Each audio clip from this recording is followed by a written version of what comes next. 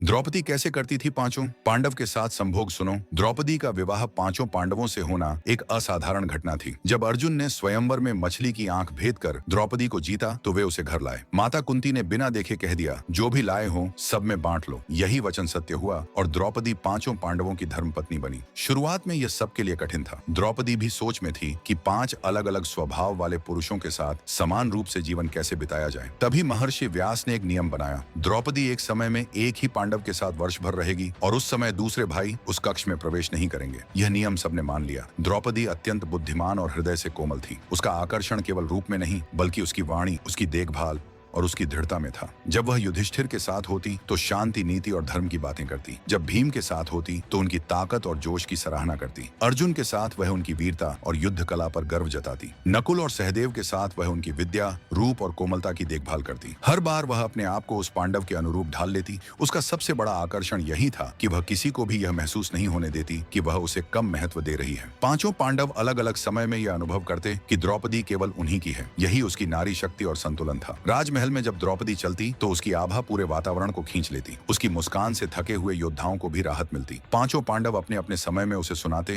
हंसते, सलाह लेते और उससे प्रेरणा पाते। उसका स्नेह और आकर्षण इतना गहरा था कि पांचों भाई उसे केवल पत्नी ही नहीं बल्कि जीवन की सहचरी मानते। द्रौपदी ने हर परिस्थिति में, चाहे वह अज्ञातवास हो या वनवास, अपने पतियों का साथ निभाया। कठिनाइयों में भी वह उनका सहारा बनी। यही कारण था कि पांडव हमेशा कहते, द्रौपदी हमारी आत्मा है। उसकी सुंदरता, उसका मधुर व्यवहार और उसकी न्यायप्रियता लोगों को खींचती थी। द्रौपदी केवल सौंदर्य की मूर्ति नहीं बल्कि नारी गरिमा और सामंजस्य की प्रतिमा थी। वीडियो को अब लाइक, सब्सक्राइब भी जरूर करें।